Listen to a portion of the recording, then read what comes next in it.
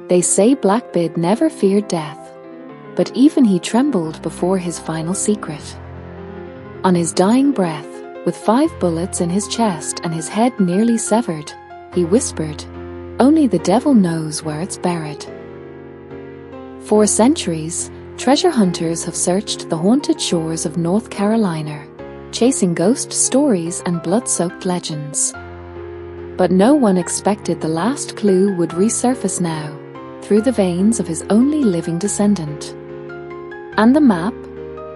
It was never made of ink. It was made of a curse. Along the storm-lashed shores of the Outer Banks, legends rise like mist from the sea. They speak of a black-sailed ship that still roams the waters, its crew, long dead, but never at rest. Locals claim they've heard chains dragging across the dunes at night, whispers in the wind calling out a name lost to time, Edward Teach. Blackbeard. But this is no ghost story told to scare children. Because one man, a quiet cartographer from Charleston, just found something buried beneath his family's old cabin, a sealed chest, untouched for over 300 years. Inside, bones, bloodstains, and a map no one alive should ever read. The wind along the coast of North Carolina had a way of carrying secrets. It didn't howl, it whispered. Especially after sunset, when the tide grew restless and the moon shone like a pale coin tossed upon the Black Sea. Locals knew better than to linger too long on the dunes. For in those moments, when the waves hissed like breath through clenched teeth, the name Blackbeard returned to life. Children were told not to ask questions, not to stare too long at the water, especially when the air felt heavy and still. But still, they did. For legends are curious things, and no legend was more feared or more fascinating than that of Edward Teach, the pirate they called Blackbeard. With his coal-dark beard braided and tied with crimson ribbons, and slow-burning fuses woven into his hair, he wasn't just a man, he was a vision of terror. A shadow given flesh. A storm walking in boots. They say he once blocked the entire port of Charleston just for medicine. That he drank rum mixed with gunpowder. That he laughed when cannons fired at him, and that he kept 13 wives in 13 harbors. But all tales paled beside the final one, the one that spoke of treasure. A treasure too vast to carry, buried in haste, beneath sand and blood and curses. He never told a soul, old Miss Harlow would whisper at the general store, her one glass eye fixed on the horizon. They cut off his head and threw it in the sea, but even then, his body swam 3 laps round the ship before sinking. And just before he died, he said, "Only the devil knows where it lies." To this day, strange lights flicker off Ocracoke Island. Shadows move where no man walks. And every few years, someone disappears looking for it. But none have ever returned with gold. Only stories. They came for him at dawn. The sea was still, as if holding its breath. Blackbeard stood at the helm of his ship, Queen Anne's Revenge, eyes narrowed beneath the brim of his weather-worn hat. The Royal Navy had sent Lieutenant Robert Maynard with 2 ships and a single mission: end the reign of the most feared pirate to ever haunt the Atlantic. But death did not come easy for Blackbeard. The battle was chaos. Smoke twisted through the rigging, cannons thundered like sky-splitting drums, and blood slicked the wooden decks. Blackbeard fought like something possessed, not a man, but a myth-given form. Pistols blazed in both hands. His cutlass carved the air like lightning. Even when shot, stabbed, and bleeding, he laughed, a deep, terrible sound that chilled the spines of the living. It took 5 bullets and 20 sword wounds to bring him down. And even then, he didn't fall. They said he stood for a moment, staring straight at Maynard. Then, slowly, he smiled. His last breath escaped between his teeth like a hiss from the underworld. And with that, Blackbeard collapsed to the deck, but not before speaking one final, dreadful sentence. Only the devil knows where it lies. No one knew what he meant. But all on that ship felt the temperature drop, as if something far darker than man had just heard the words. His head was severed and hung from the bow of Maynard's ship, a grim trophy to be displayed in the harbors of Virginia. His body, weighted down and tossed overboard, disappeared into the deep. But that wasn't the end. Sailors later swore that the headless corpse swam around the ship 3 times before sinking, that the water turned black around it, and that something ancient stirred beneath the surface. Something still guarding his secret. To this day, where his blood spilled, nothing grows. And every time the fog returns to that coast, so does the whisper. Only the devil knows. Long before the tourists arrived with cameras and sunscreen, there were fishermen who walked the shores barefoot, their nets dragging behind them like old ghosts. One such man was Caleb Rourke, now long dead, but once the keeper of a secret he never dared write down. He was 16 when he saw it. The storm had been brutal that night, rain like knives, wind that bent trees backward. But as the sky cleared near dawn, Caleb spotted something strange along the far end of the beach. 4 shadowy figures were digging, their torches flickering orange in the mist. He crouched low behind the dunes, heart pounding like a war drum. They were pirates, but not living ones. Their faces were gaunt, pale, or bones showing through rotted flesh. One held a shovel made of rusted iron. Another carried a map, drawn on what looked like human skin. And at the center of them all, were a chest. Caleb never forgot the way it looked. Not gold or silver, but blackened wood, banded in chains. It pulsed, as if breathing, like it didn't want to be buried. They didn't speak. They only dug. Once the chest was lowered into the earth, the tallest figure removed something from his coat, a crimson ribbon tied with a knot.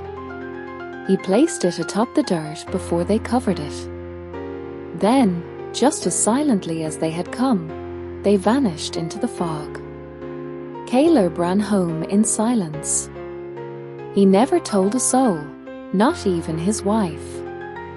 But years later, as he lay dying in a bed by the sea, he whispered to his grandson, "Don't dig near the Devil's Crescent.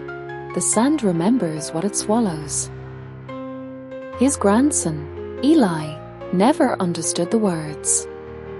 Not until the storm returned. Not until the sea began whispering again. And not until he opened the old trunk in the attic and found the journal bound in sharkskin, with a black ribbon wrapped around it.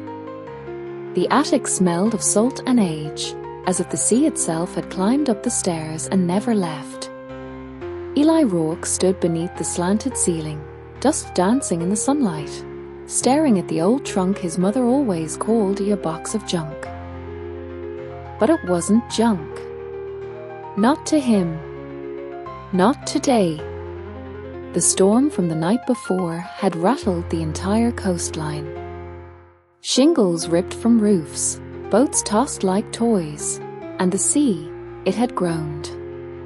Eli had dreamed of fire and waves, of red ribbons and whispering shadows.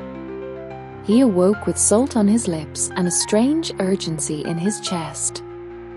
Now, his hands trembled as he opened the lid. Inside, among yellowed charts and faded photographs, lay something wrapped carefully in oilskin. He peeled it back to reveal a journal, the cover rough and dark, stitched at the edges with something that might have been sinew. A small note was tucked beneath it, written in faded ink. For him who hears the tide speak. The handwriting was his grandfather's. Eli opened the journal, expecting old boat logs or tall tales. But what he found was more and far stranger. Sketches of coastlines marked with symbols, pages inked in spirals and runes, odd references to the Devil's Crescent, even one chilling line repeated over and over. Only the blood can read the map. He touched one page and gasped. Ink shimmered beneath his fingers, glowing faintly like moonlight through mist. Invisible markings began to emerge, curling across the parchment like living veins. As if the book had been waiting for him. Heart pounding, Eli turned to the final pages. There, tucked between two water-damaged leaves, was a fragment of an old map, brittle and incomplete. Along the edge, a name was etched.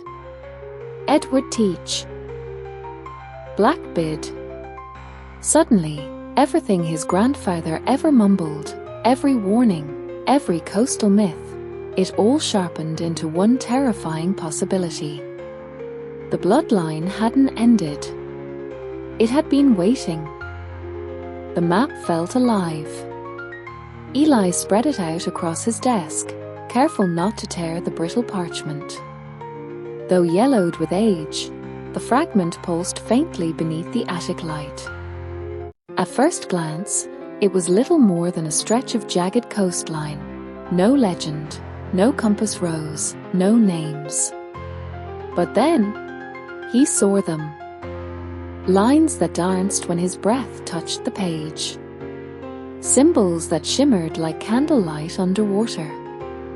And in the center, a crescent-shaped inlet, marked not with an X, but with a symbol Eli had never seen before, a skull with a ribbon tied around it. He rushed to his bookshelf, thumbing through old coastal charts. There was no such place labeled Devil's Crescent. Yet, it looked familiar. Almost like a warped version of a bay just south of Ocracoke Island, a stretch of beach long avoided by locals. Even the fishermen called it cursed. The journal whispered more. Beneath the map was an inscription in ink that faded unless moistened with salt water, as he accidentally discovered when his tears fell onto the page. Let moonlight touch the tide, and the dead will speak. That night, Eli took the map to the cliffs. The wind howled through the grass like it carried the breath of those long drowned. He laid the map flat on a rock and waited. As the moon rose, the ink flared, glowing silver and blue. New parts emerged, curved like serpents. Coordinates appeared, some scratched over in dark red strokes.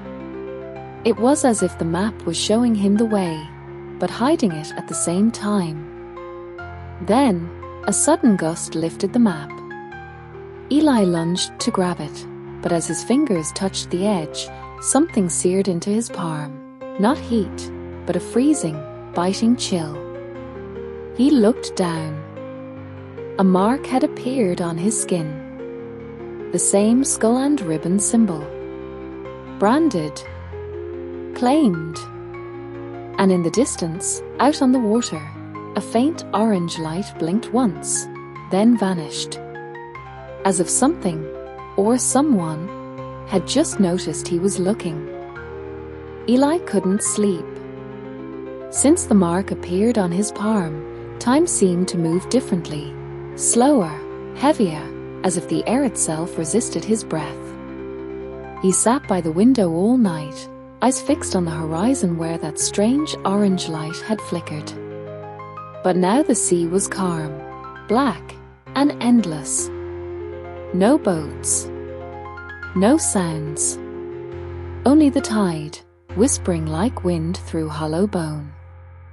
At dawn, he found a letter on his doorstep. No stamp. No name. The paper was damp, edges curled as if gnawed by salt. He opened it slowly, heart pounding like distant drums. Find the Revenge. She sails on moonless tides. She remembers who you are. No signature. No explanation. The ink shimmered faintly, like it had been written in brine and blood. Queen Anne's Revenge, Blackbeard's legendary ship, had been lost to the depths over 300 years ago. But how could a ghost ship sail still? That night, guided by something older than instinct, Eli made his way to the forgotten end of the harbour. The old pier groaned under his steps. The wind tasted metallic. He waited. Then he saw it, a glow on the water. At first, just a flicker. But then the mist parted, and a ship emerged from the fog like a memory refusing to die. Tattered black sails hung like funeral cloth. The hull was splintered, seaweed clinging to its sides. No crew, no lights. And yet, it moved with purpose. Ropes dropped from the side. An invitation, or perhaps a test. Eli climbed aboard, hands shaking. The deck was cold, wet with dew that smelled like old iron. Maps were nailed to the captain's table. And in the center of the floor, something impossible. His grandfather's cap. The one they had buried with him. He staggered back, but then saw it, etched freshly into the wooden wall of the captain's quarters. You carry his blood. So the sea remembers you. The ship vanished by sunrise. Eli awoke on the dock, soaked to the bone, the mark on his hand burning like ice. The map was gone. So was the cap. Yet he remembered every creak of the ghostly deck, every whisper from the ship's hull as if it breathed. The message still echoed in his mind. She remembers who you are. But where did the Revenge go? And why bring him aboard, only to leave him? He needed answers. Old sailors say if you want to speak with the dead, you start with those halfway there. So Eli found himself walking through the rusted doors of the Broken Compass, a crumbling tavern where men drank to forget and ghosts drank to be remembered. The bar was lit dimly, stained with smoke and secrets. Sea dogs and drifters hunched over mugs, and the walls groaned with old storms. When Eli mentioned Blackbeard's name, conversations stopped. One man even spat on the floor. But another, a hunched figure in the corner with eyes like barnacles, waved him over. You saw her, the man said. Not a question. A statement. The Queen Anne's Revenge. She doesn't appear to just anyone. Only those cursed, or chosen. Eli leaned in. Why me? The man tapped the side of his weathered nose. Because you bleed the same blood. Your kin spilled secrets they shouldn't have. And now, the sea wants payment. He pulled out a scrap of parchment, half-burnt, ink smeared, but Eli recognized the coastline instantly. Devil's Crescent, the man whispered. It ain't on any map but hers. The Revenge guards it. Always has. Then he grinned, exposing a gold tooth shaped like a dagger. But if you still want to follow the tide, boy, there's one more piece you'll need. Eli narrowed his eyes. What piece? The old man chuckled. The key, buried in bone, ore, and memory. The morning fog clung thick to the harbour as Eli pushed his small boat away from the dock. The old tavern's cryptic words echoed in his mind, the key buried in bone and memory, but there was no turning back. The mark on his hand burned like a brand, a constant reminder that the sea had claimed him. The water was cold, heavy with salt and secrets. As the boat cut through the waves, the coastline faded behind him like a vanishing dream. The sky grew grey, the sun a pale eye hidden behind clouds. Eli studied the fragment of the map again, tracing the shimmering lines now vivid in the morning light. Each curve and shadow seemed to pulse with life, guiding him toward a place no one dared speak of aloud, the Devil's Crescent. Around him, the sea whispered. Not the soothing lull of waves, but voices, faint and urgent, carrying warnings from depths unseen. Hours passed, and the mist thickened. Shapes began to form at the edges of his vision, silhouettes of ships, torn sails fluttering in a wind he could not feel. Ghostly crewmen appeared briefly on the decks, then vanished as he blinked. A chill settled in his bones. Suddenly, a figure appeared on the horizon, a dark ship with black sails, moving silently through the fog. His heart hammered. Could it be the Queen Anne's Revenge? The boat rocked as the ship drew closer. The sea around it seemed to darken, swallowing light. Eli gripped the oars tighter, knowing that this journey would change everything. Behind him, the shore was gone. Ahead, only shadows. And the secret waiting to be found. The dark silhouette grew larger, looming through the fog like a phantom rising from the depths. Eli's breath caught in his throat as the mysterious ship drifted closer, the Queen Anne's Revenge, unmistakable even in its ghostly decay. Its torn black sails hung limp, swaying silently over a hull scarred by time and tempest. No crew was visible, yet the ship moved as if alive, its timbers creaking like the bones of some ancient beast. The salty air grew thick with the scent of brine and something fouler, the stale breath of forgotten secrets. Eli's small boat rocked violently as the Revenge matched his course, a silent invitation or a warning. Suddenly, a coil of thick rope dropped from the ship's side, landing with a splash into Eli's boat. Hesitating only a moment, he grabbed it, feeling the coarse fibers bite into his palms. With no other choice, Eli hauled himself onto the deck. The wooden planks were slick with moisture, and ghostly mist curled around his feet. The air was cold and heavy, filled with whispers that seemed to seep from the very wood. As Eli explored the deck, he noticed strange symbols carved into the railings, skulls entwined with ribbons, the mark from his hand repeated over and over, as if branding the ship itself.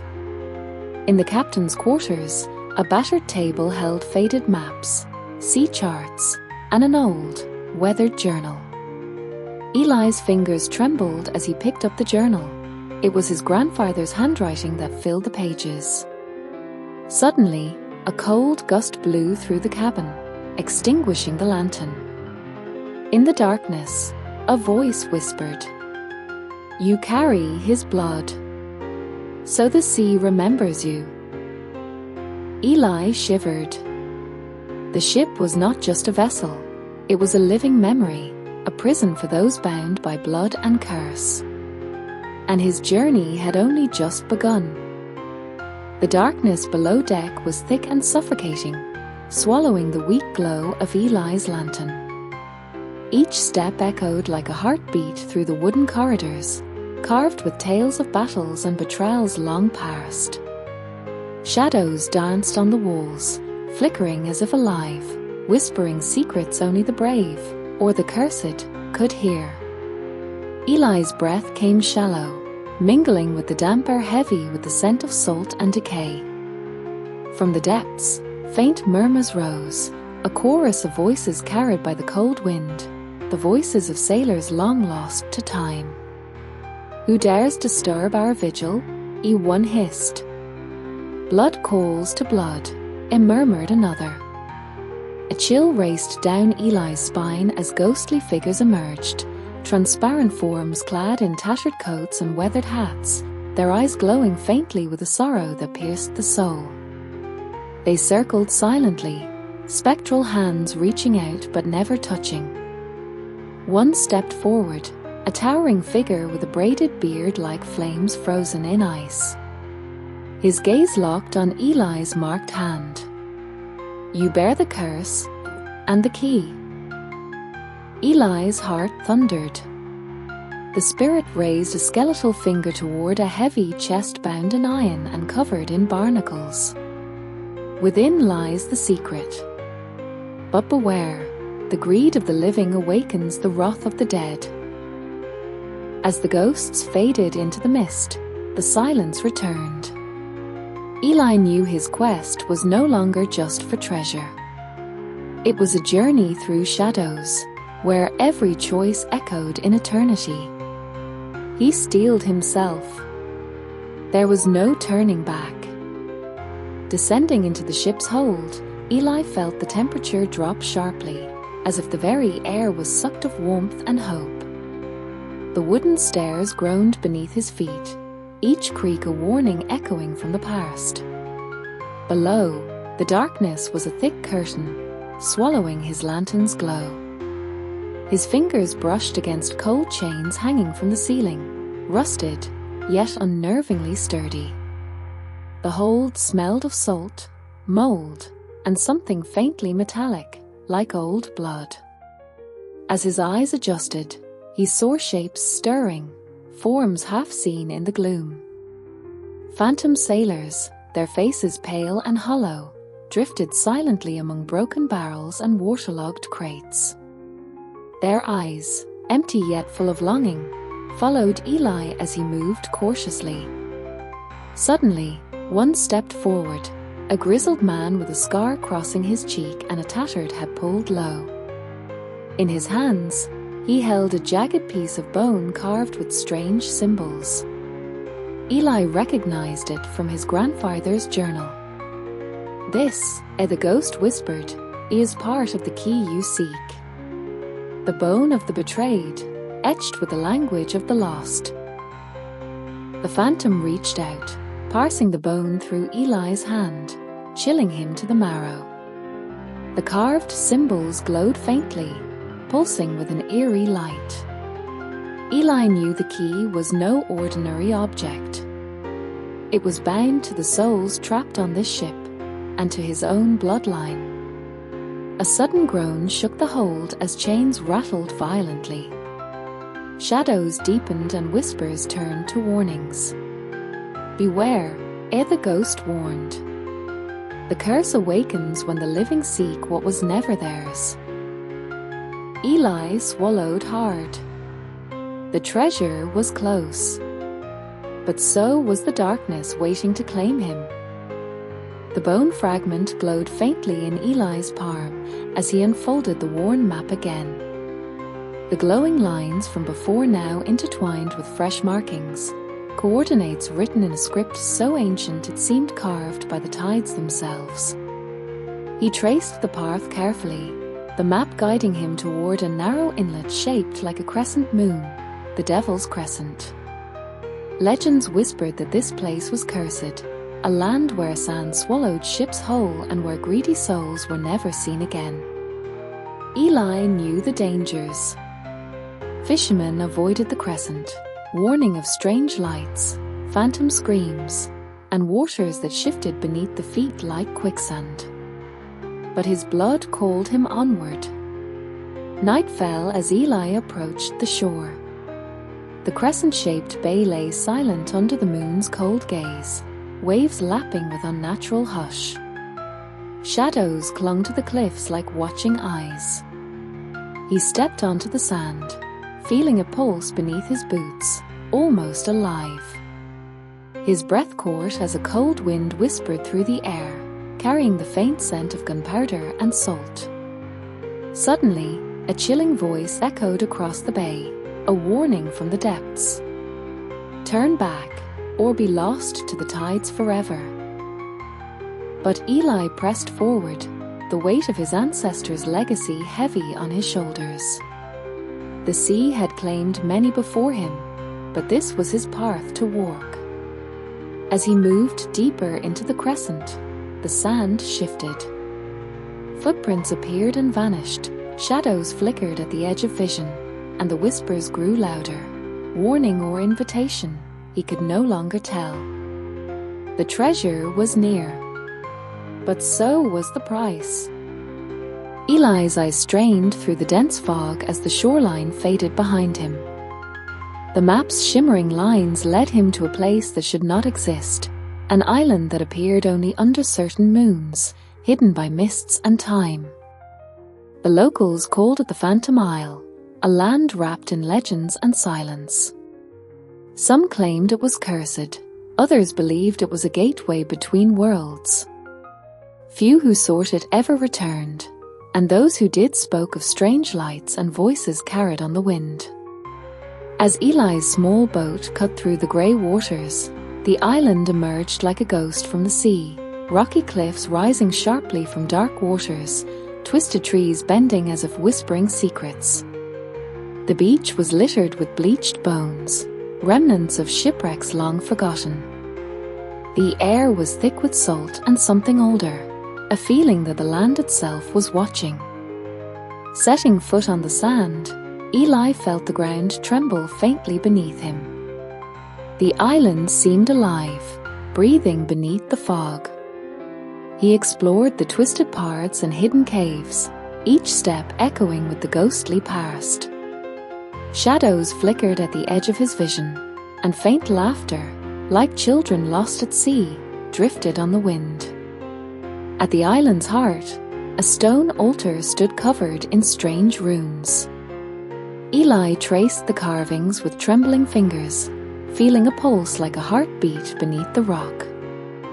Then, just as suddenly as it appeared, the fog rolled in thicker, swallowing the island whole. Eli looked back to the sea. The island was gone. Vanished. As if it had never been there at all. The sun was setting when Eli stumbled upon a small hut nestled between twisted pines and the jagged coastline. The air was thick with salt and the scent of burning wood. An old man sat outside, hunched over a carved walking stick, eyes hidden beneath a wide-brimmed hat. "Lost, are you?" the man's gravelly voice asked before Eli could speak. Eli hesitated but nodded. The man smiled faintly, revealing teeth worn smooth by years at sea. Many come looking for what lies beneath the waves. Few leave with their souls intact. He motioned for Eli to sit. "You carry a mark," the man said, eyeing Eli's hand. "Blood remembers. The sea remembers. But so does the shore." Eli showed him the map and the journal. The old man studied them carefully. "This land is cursed, boy. Not by gold or greed, but by the lives lost trying to claim what was never theirs. The treasure you seek is a burden, not a blessing." Eli swallowed hard. The man reached into his coat and pulled out a small, weathered charm, a twisted piece of driftwood tied with crimson ribbon. "Take this. It won't protect you from the curse, but it will help you see what the sea tries to hide." As twilight deepened, the old man's eyes glowed faintly, and for a moment, Eli saw the shore transform. Ghostly ships sailing beyond the horizon, spirits wandering lost beaches, and shadows stretching longer than they should. "Remember," the keeper whispered, "the treasure is not just gold. It's a story waiting to be told. and a debt waiting to be paid. Eli nodded, clutching the charm tightly.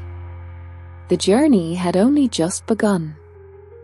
The wind howled through the narrow entrance of the cave, carrying whispers from centuries past.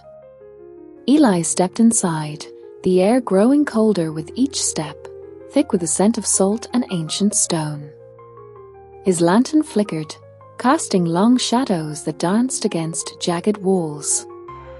The cave was alive with sound, the drip of water, the soft sighs of trapped air, and faint breathing that seemed to come from the very rocks themselves. Legends said the cave was cursed, a place where pirates' souls whispered their regrets to the wind. Eli moved deeper, tracing the walls covered in carvings, skulls entwined with ribbons, cryptic symbols, and warnings in a language lost to time. At the heart of the cave, he found a shallow pool reflecting the moonlight filtering through cracks above. The water shimmered unnaturally, and beneath its surface, something moved, a glint of metal, a hint of something long buried. A voice echoed softly, barely audible, "Only those who listen to the breath of the cave may find the way." Eli knelt beside the pool, dipping his fingers into the cold water. As he did, the carvings on the walls seemed to glow faintly, illuminating a hidden passage beyond. With a deep breath, he stepped forward, knowing the cave's secrets were about to unfold. But somewhere behind him, the wind whispered a warning. Not all who enter return, and not all who return are free. The narrow passage opened into a vast chamber, its ceiling lost in shadows and stalactites dripping like frozen tears. Chains hung from rusty hooks, swaying slightly as if stirred by an unseen breath. The air was thick with the scent of salt, iron, and something darker, fear. In the center, atop a stone pedestal, rested Blackbeard's legendary cutlass, its blade dulled by time but still gleaming with a deadly promise. Around it lay scattered gold coins, tarnished jewels, and an intricately carved chest bound in iron bands. But Eli knew the treasure was more than mere riches. Suddenly, a cold gust swept through the chamber, rattling chains and extinguishing his lantern's flame. In the sudden darkness, whispers rose, voices of the cursed sailors who had guarded this place for centuries. "Leave, heir, or join us," they hissed. Eli's heart pounded as ethereal figures materialized, their hollow eyes fixed on him. The chains seemed to stretch and writhe, threatening to ensnare any who dared touch the treasure. Steeling his resolve, Eli stepped forward, grasping the cutlass's hilt. The metal vibrated with a life of its own, warm beneath his fingers. A voice echoed in his mind, "Only the bloodline may claim what lies beneath, but the price is eternal."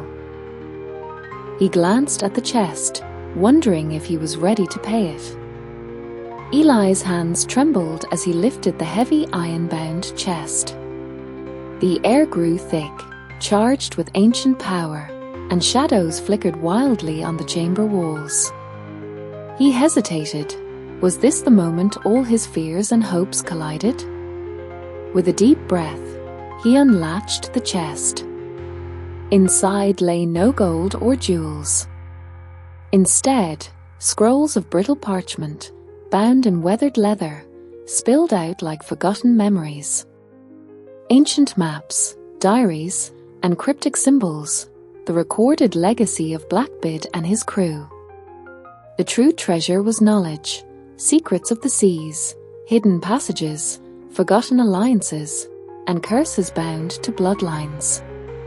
Among the papers, Eli found a letter addressed to he who carries the blood. The ink was faded, but the message clear. To claim this treasure is to inherit the past, the glory and the curse. Guard it well, for others will come seeking what you now hold. As he absorbed the weight of the words, a distant rumble shook the cavern. The spirit's whispers grew frantic, warning of those drawn by greed and the sea's dark hunger. Eli realized then, the treasure was a responsibility, a story still unfolding, and he was its newest guardian. As Eli absorbed the truth, a distant thunder rolled through the cavern, not from nature, but from approaching footsteps. Voices echoed faintly beyond the cave's entrance, rough and urgent. Pirates, or treasure hunters. Men drawn by whispers of Blackbeard's riches, unaware of the curse that awaited. Eli knew he had little time. He gathered the scrolls and maps, tucking them into his satchel. The chamber seemed to close in around him, chains rattling louder, shadows twisting as if alive. Stepping into the narrow passage, Eli's heart pounded. The voices grew louder, harsh commands and laughter, footsteps pounding on stone. He raced through winding tunnels, the scent of salt and fear thick in the air. The ghost's warnings echoed behind him, mixing with the heavy breaths of those chasing. Bursting from the cave's mouth, Eli plunged into the dense forest beyond. The moonlit trees seemed to reach for him, branches clawing like desperate hands. Behind him, the shouting grew, angry, desperate. But Eli's resolve was steel. He had become the keeper of a legacy far older and darker than he imagined. And he would protect it, no matter the cost.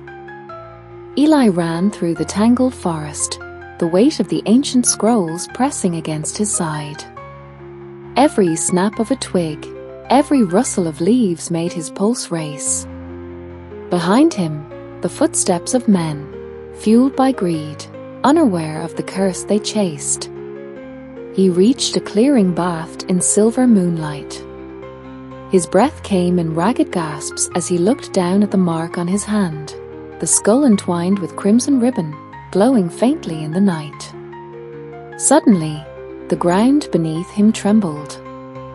The earth cracked open, revealing a hidden chamber carved deep into the bedrock. The spirits of his ancestors whispered on the wind, voices weaving a solemn warning. "This burden is yours," they said.